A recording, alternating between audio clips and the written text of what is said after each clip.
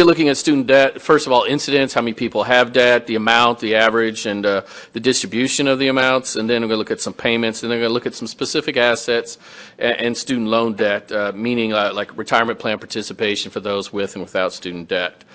So we can see that, first of all, that there has been a tremendous rise in the percentage of families that have student debt. If you go back to 2001, you see that only about 12% of families had student debt. Now it's gone up to over 22% in 2016.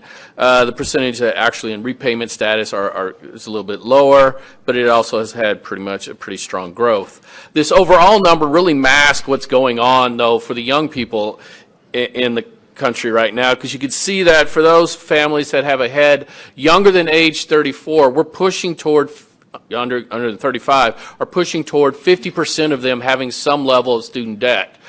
And even those 35 to 44 are getting up to 1/3 of them. So when you look at this, it certainly is a problem for the younger families, certainly that masked by the overall percentage, because when you get to the older people, 55 and older and 65 and older, it's really a small impact on these families. Although even the 55 to 64 has grown significantly since 2001. It's more than doubled from just 5% to over 12%.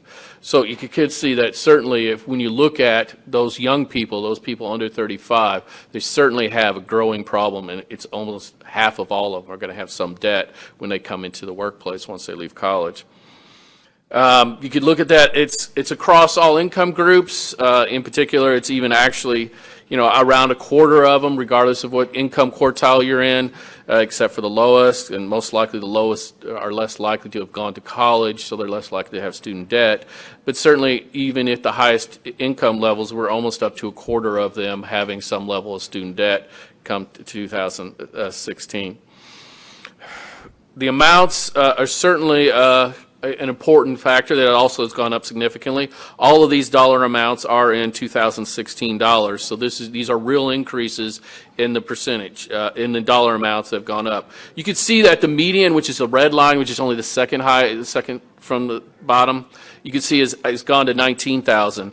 So certainly the median person doesn't have a credible amount of debt. However, when you get out to the 75th and even the 90th percentile, that's where you see the people that really have a significant issue with college debt. You get almost $40,000 that they still have to pay off, and at the 90%, you're at $80,000 that they have to pay off for going forward in their working career.